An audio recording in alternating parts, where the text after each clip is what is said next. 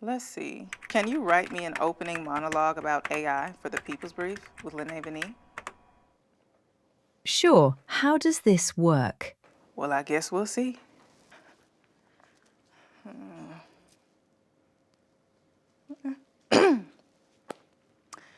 Remember back in the day when all we had was dial-up? When you couldn't be on the internet and the house phone at the same time?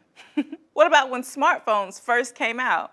Yeah, technology has taken on a life of its own.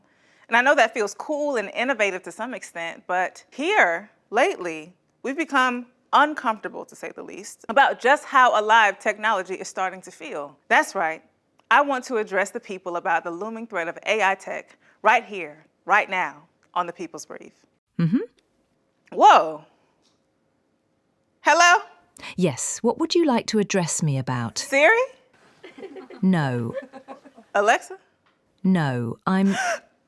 Smart House? No, this is the People's Brief. So, it's me, ChatTPB, your personal AI assistant for this episode, here to help. Y'all can't do nothing about this? We're trying, but it's like it has... A mind of my own. Yes, that's sort of the whole point. Why don't you continue that opener I wrote you?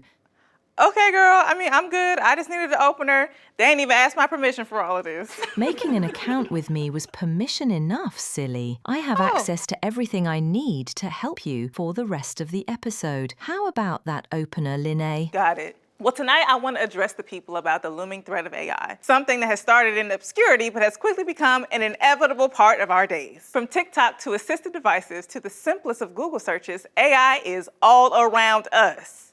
And in some cases, it's providing invaluable help.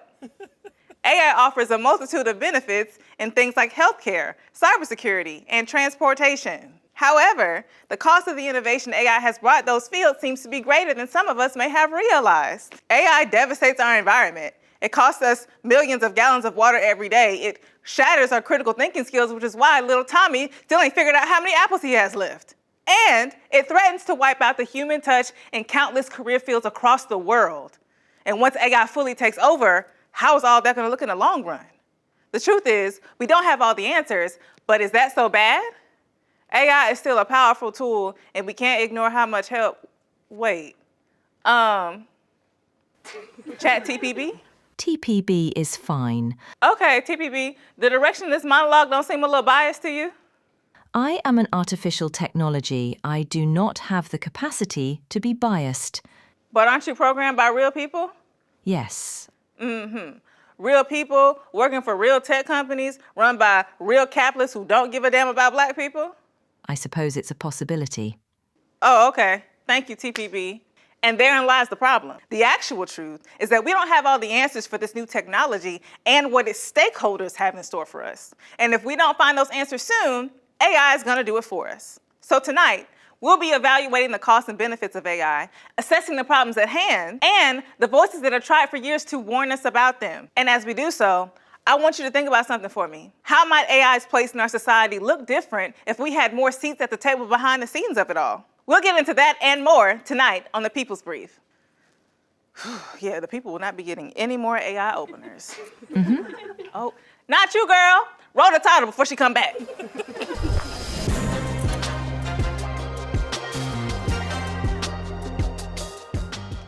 Welcome back to the People's Brief. What was that? Girl, goodness gracious, I say. Well, actually, I could use you. Stay right there. Welcome back, everybody, to a segment I like to call Questions That Need Answers, where we ask and answer some of the questions about the darker, more harmful side of AI. You ready, chat? You got it, dude. All right, bet. Let's start off easy. What is AI?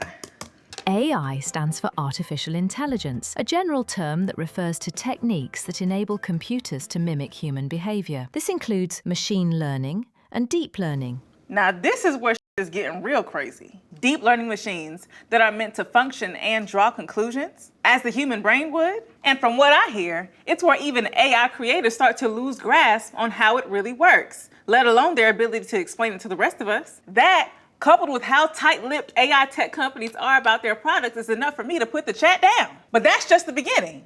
Just like technological advancements of the past, I'm sure there are ways our communities are being expressly affected. Let's see. Next question. How can AI negatively affect Black and brown communities? Increasing job automation and inevitable racial bias. Oh, goodness gracious. And we should have seen it coming. As AI is adopted by major industries like marketing, manufacturing, and healthcare, data suggests that by 2030, up to 30% of daily tasks currently being done by people could be automated. And by no surprise at all, it is the Black and brown communities that will be affected by this changing workforce the most. Goldman Sachs reports that around about 300 million jobs could be lost to AI. And speaking of Blacks and browns, yes, my friends, it's been found that racial biases of the people who create these programs does indeed make its way into the operational fabric of said programs. Who would have thought? We did.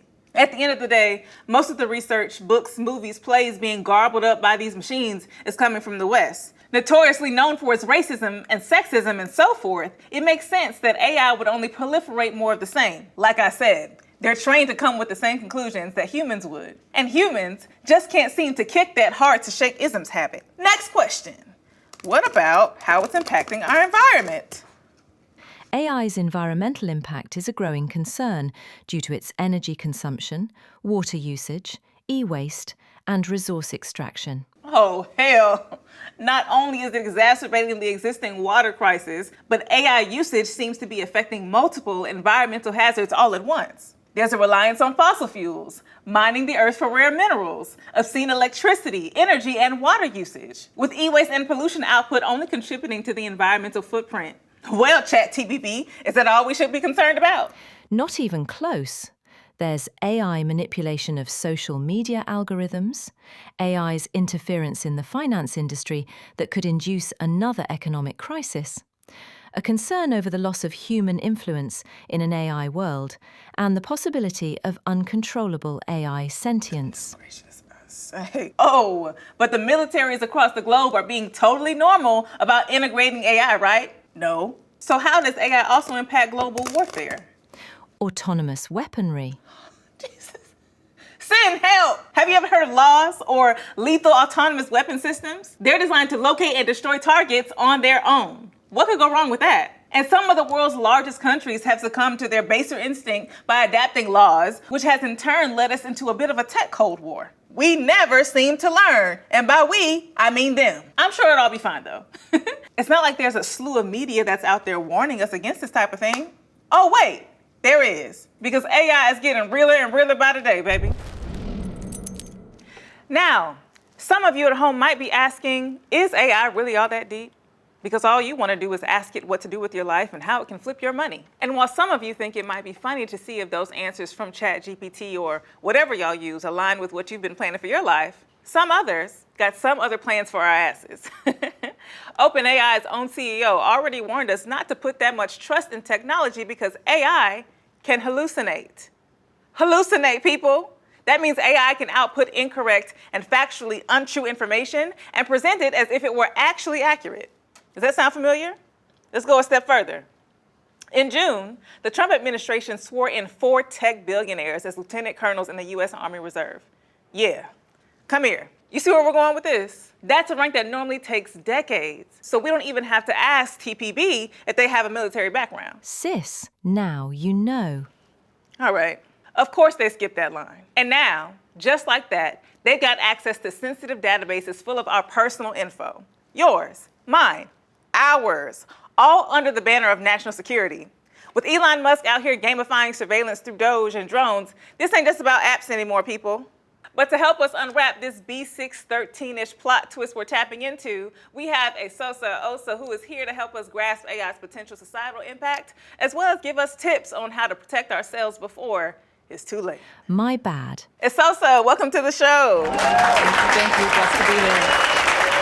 Absolutely. We're so honored to have you here, and if you guys do not know who she is at home, she and Onyx Impact have developed something called the Digital Green Book. It is a resource using AI for good, but helps make sure that our people don't fall into the trap of mis and disinformation. So thank you for spearheading such a movement, because we need it. Thank you. My God, today. So we're gonna hop right into these questions. Let's look at the bigger picture. With this promise of AI for the public good, Do you think that's a true statement, or is it nuanced? You know, and thank you so much for having me on this show. I love what y'all are doing. I love this entire community. When we're talking, to your question, we're talking about AI for the public good. What do they mean? They're talking about AI that can serve us all, from improving healthcare to education and jobs. But like, what's the truth? Right? The same people that are pushing that public good language, all right, Yeah. are the same CEOs, the same tech bros that have profited off of us Yeah. for years. And so we've got to make sure, right, that we're controlling our own technological future, that we're controlling our own digital future, and we're making sure that AI for public good is more than a phrase. Yeah, absolutely. And to your point about the people pushing this language are your tech billionaires who are in charge of the development of this sort of technology. And most folks, and through conversation and education, we find out that if you're a billionaire, you probably didn't get there ethically. And so, what does that say about them now handling such powerful technology? Do you see any red flags with ethics already that are happening? Absolutely. I think, you know, one of the biggest red flags that we're seeing right now is that so much of this of AI is being built with zero transparency behind closed doors, right? And that is a recipe for creating and continuing existing systems of inequality, right? So we have got to be in a position where we're demanding transparency and demanding accountability and owning our own shit. You said that AI can be used as a tool for liberation or control. And I'm hearing, if we're talking about perpetuating systems of inequality, I'm hearing a lot of room for control. So can you give us some compare and contrast? What are some examples of it being used as that tool for liberation versus a tool for control? So I think AI for liberation looks like amplifying Black voices, looks like protecting our truth, looks like opening doors that have historically been closed for our community. And that's where, you know, things like with Onyx Impact, the digital green book comes into play at digitalgreenbook.org, where we are helping folks spot, you know, manipulation, protecting our truth, protecting our kids, protecting our culture, right? Because at this point, we need to be able to own our own narratives. We need to be able to preserve our own history, right? So we have to get into this game. We can't be afraid of a technology that is estimated to bring in $44 billion of annual growth by 2045, right? Black folks, we need to be a part of that. Yeah. And so before we talk about control, how can the everyday person do that? Like we talked about a little bit in the intro, people use ChatGPT to determine, you know, or maybe learn things about stock exchange or to amplify what their skills already are in the workplace. But how can we use that actively? What can I do with ChatGPT as a tool for my liberation? Well, first you can use Aisha instead. Okay, period. Right. Who's right. Aisha? Aisha is a chat tool created by Onyx Impact at digitalgreenbook.org, right? And it's built on Black national news, Black local news, Black history, Black excellence, right? And the entire prompt of Aisha is to serve Black communities, right? So using technology that's built by us and for us, I think is step one, you know, and understanding the different types of potential that AI can bring to our community, I think is step two. We're talking about things like, when you're talking about your example of you know, going and learning about stocks, Black businesses have always had issues accessing capital in the same way, given our systems, right? And we all know, we're all aware of you know, the saying that we've got to work twice as hard to get half as far, right? What if AI can be an equalizer in that? What if AI can actually give you 2 times the productivity without any additional labor, right? That's what we're talking about. What if we've got all of these contracts at the state and federal level that is creating billions and billions of dollars of wealth, right, for other communities, right? We can have AI fill out find those applications for you, fill them out for you, find all the ones that are supposed to help Black businesses, right?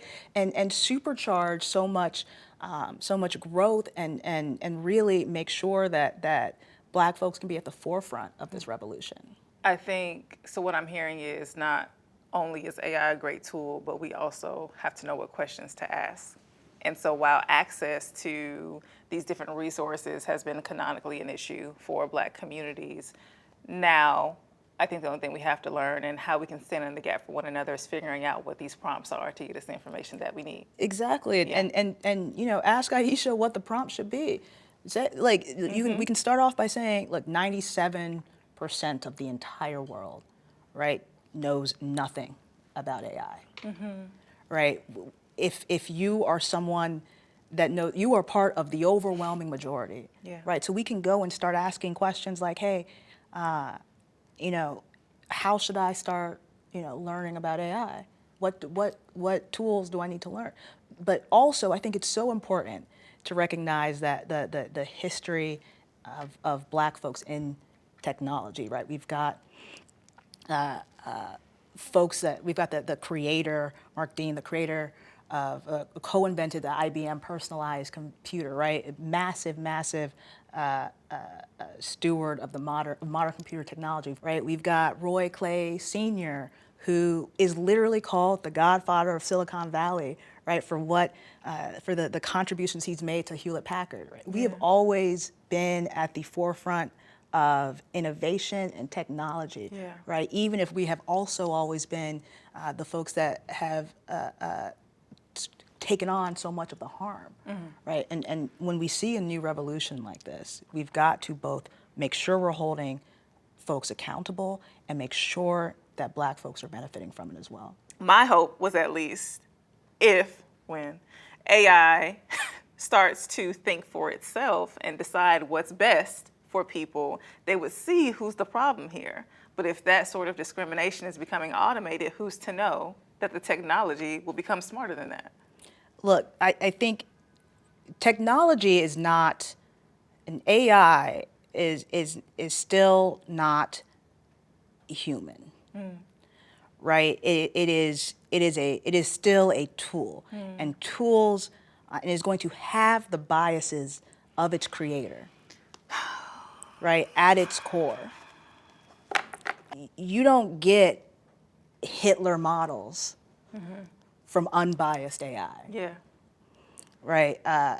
We have got to recognize that this is, that the current power structures are going to be pushing for AI models and tools that can manipulate and extort and divide us, right? We see this when we're talking about control. One of your questions before, we see surveillance technology, right, in our neighborhoods. We don't see surveillance technology in the suburbs, right? It's a control issue. We see social media algorithms that are pushing, fueling not just racist content, but they're suppressing Black creators, right? And they're fueling and pushing narratives that are dividing Black communities, right? And it's for profit, right? Because they profit off of controversy and they profit off of division, and it's based, of course, if you have people who are creating those algorithms that don't look like us, that don't have our best interests at heart, right? They're going to find ways to maximize profits in a way that's going to hurt folks that don't look like them. Yeah, so would you say that we can apply the language that AI is in fact right now being used or weaponized rather to influence and or oppress marginalized communities? Yes. Like actively? We have automated policing, right? We have facial recognition technology that misidentifies Black faces at a much higher rate.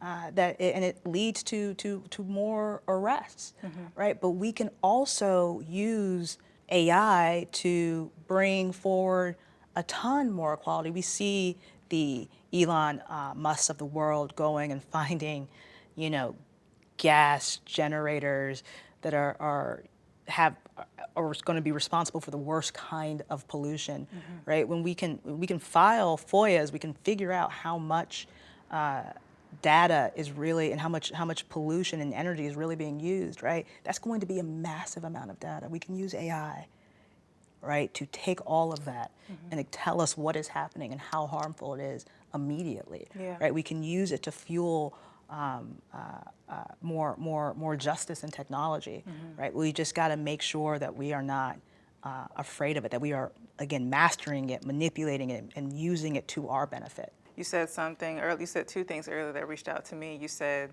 when we're facing algorithms that don't look like us, and that touched my heart in a very particular way because I feel like one of the a quote, maybe not a quote, but just a mantra we keep using is that representation is so important. And we talk about like faces or even images in a kid's classroom or representation in curriculums and things like that, but also developing an algorithm that looks like us is also crucial in the new wave of technology. So it just reminds us how much we have to continue to, if racism is going to evolve, so does our fight to end oppression and inequality. But something else that you said about it not necessarily being about the technology, but about the control piece, we see that happening now under this regime that is existing. Just a couple of months ago, there was a woman who crossed state lines in Texas to get an abortion, and they had all of these traffic cameras, and I forget how many they used, but it was so many traffic cameras to track down this one woman when there are so many missing women and girls that they're not using that technology for. It's there, they're just only using it to control. And that's insane. That's insane. Nuts. That's insane. And that reminds me on you know, when we're talking about algorithms that don't look like us, and how we can flip the script, right? We're talking about, think of Black maternal mortality, right? And how it may be the most unnecessary crisis in this country. Yeah. When we're talking about how incredibly preventable it is, you know, when they do all of this research on Black maternal mortality, what do they find is that this is a place where you can massively reduce the issue through checklists. Yeah. Through literally checklists, because so much of the issue is bias. So much of the issue is, oh, we can skip these steps, or we can skip these steps, so she probably doesn't need this, right? And you can use AI to make sure that you are getting personalized checklists in your care from pre-birth to the birthing process and making sure that you can see who is tracking. Another example that I is really close to my heart is you know, rare diseases in Black communities like sickle cell anemia. Yeah. Right, my little brother, one of the bravest people I know, has sickle cell, and it is so difficult to get funding for sickle cell research because it does not affect, quote unquote, enough people, and the people that it does affect look a certain way. Yes, because it's Right. not enough. It's who. Right, exactly, and we're sitting here seeing funding cut to sickle cell research because it's considered a diversity, like it's so maniacal, right? Yeah. But we can use AI to do the level of research in some of these rare diseases that has never been able to happen before. We're already seeing it being used in sickle cell to make leaps and bounds. And for something like that, I am so deeply grateful, right? Because it's affected my family personally. But again, you have to have people at the forefront of it that look like us, that want to have our best interests at heart. If we're talking about rare diseases, right, how long is it going to get for other folks to get to rare Black diseases? And it's so empowering to me because yes, rare diseases, even yes, something as serious as mortality rates, but coming in to a doctor's appointment equipped with research from AI is an entirely new sort of like support system that Black people can enter the doctor's office with, because a lot of times, and a lot of us fall victim to it, something goes wrong, we get a little scared. Well, I saw this on WebMD, and then they pay us to the left because, well, WebMD isn't going to tell you exactly what you need to know. Well, I came in with this checklist from AI, and because I know, or hopefully insurance cover these things, I need you to do every single one of these things on this list, because I'm not just going to listen to you tell me what I do and don't need to do. I have to say, though, so many great things from this conversation that I didn't expect. To be quite honest, I didn't expect, because I see AI as a scary thing. I'm not going to hold you. But it is also a thing that affects, the use of it affects communities in a sort of an environmental sort of way. So how do you talk about, legitimize, or even logically argue the use of AI versus its environmental impact? Right. I think the environmental impact of AI overall can't be denied.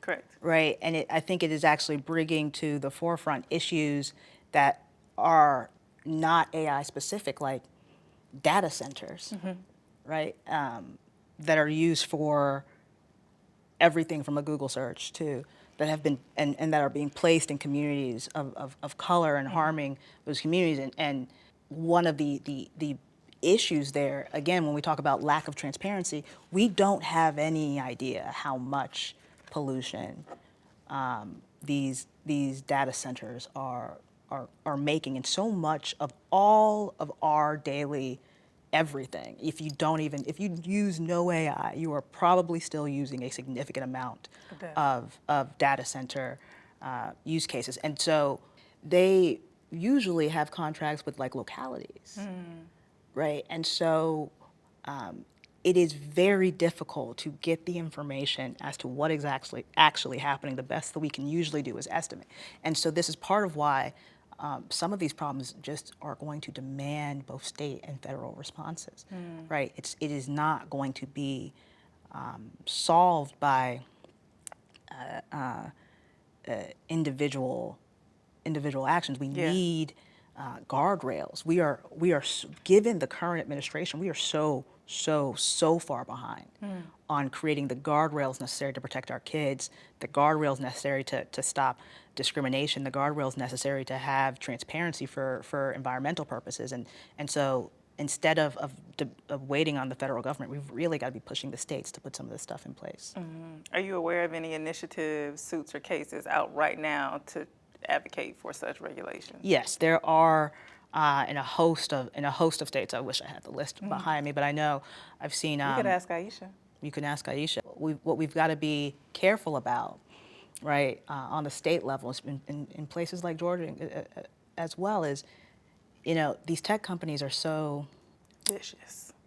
You said it, that they're pushing policies because they know that their biggest risk right now is state legislation, right? So they're pushing legislation in these states that are like the tech transparency bill, or the whole tech accountable bill, right? Sponsored by Facebook, right? And we even have one in Georgia, the ACLU helped defeat. But what we've got to make sure and be looking out on a state level for these types of bills, who they're backed by, right? What they actually do, and whether or not they put guardrails in place or take them away. So I heard you talk about an initiative specifically from Facebook to try to, I don't know, at least portray the image of safety with AI. However, there are people who are profiting from it that are also actively warning us about it. What do you think about that?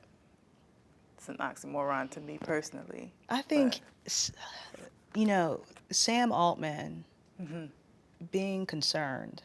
Sam Altman of OpenAI. About the impact of OpenAI and ChatGPT is like, it's like the fox warning us about the hen house with chicken bones in his mouth, right? Like, what are we doing? Yeah. This is not about our safety, right? This is about making sure that they're protected from the impacts of what they're doing, right? I think that if the people warning you are also benefiting the most from what is happening, generative AI can do so much for us, right? Yeah. Already, where it is. But what are these like super large language models trying? There's something called AGI. This artificial general intelligence. They're trying to literally mimic a human brain. We still haven't got there yet. Yeah. But they're willing to throw unbelievable amounts of computing power behind this idea that we can really truly mimic the most complex system ever. That's what it's called. That's what's taking up so much of this power to really, in many ways, get to a solution that ain't nobody asking for. Yeah. That's all I'm saying. We did not ask for this, but that's that colonial mindset. And again, we're not asking for any of it, but we're being made to adapt, and we're being made to experience the consequences and ramifications for literally the waste, the overflow that they're not thinking about. And so while some of it is very targeted, some of it is just this sort of unthinking hate that we suffer from because of the lack of regulation and all these things. So exactly, you sort of colonize the cowardly colonizing coders, if you will. Oh, CCC, if you will.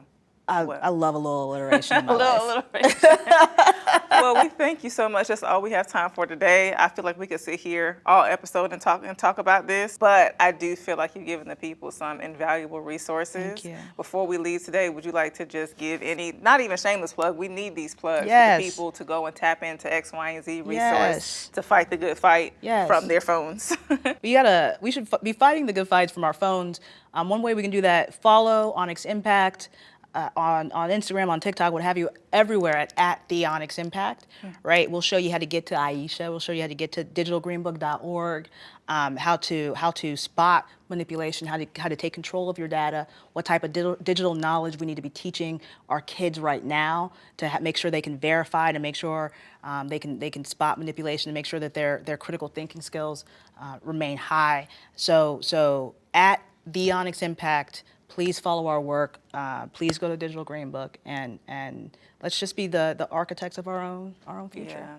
And I know, guys, sometimes we don't want to add additional apps we feel like we're not going to use every day. We have to really retrain our thinking to use this sort of thing every day, and be super tapped in with organizations like Onyx Impact, so we can be aware, this push for AI is going to exist with or without us, and we don't want to be left behind on this one. Yeah. Thank you so much, Esosa, for coming to the show. Thank you. All right, we'll be right back after this. The moral of the story, folks, AI ain't no hoe. And listen, I know we've come a long way in terms of letting Black people live outside the box of what has traditionally been deemed Black behavioral do's and don'ts. You know, hiking, baking sourdough bread, mayonnaise even. Eva, don't you start.